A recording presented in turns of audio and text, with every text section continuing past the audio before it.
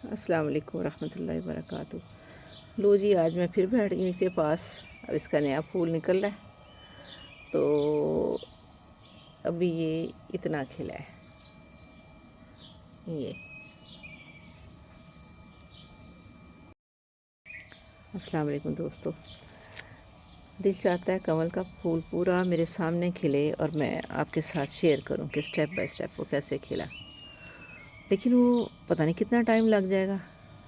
तो बहरहाल छोटी छोटी सी वीडियोस बना के मैं शेयर करती हूँ और तस्वीरों के साथ स्टेप बाय स्टेप इसकी ब्लूमिंग इंशाल्लाह।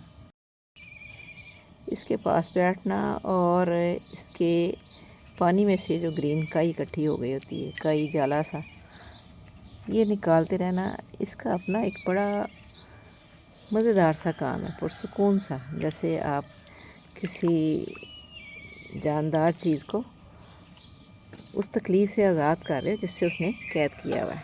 ये और ये मैं इकट्ठी करके, तो ये तकरीबन भरने वाला पॉट हर दूसरे तीसरे दिन मैं ये काम करती रहती हूँ ताकि पानी साफ़ रहे।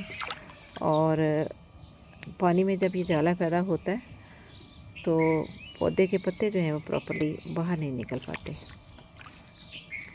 क्योंकि जाले की वजह से ये फंस जाते हैं दरमियान में।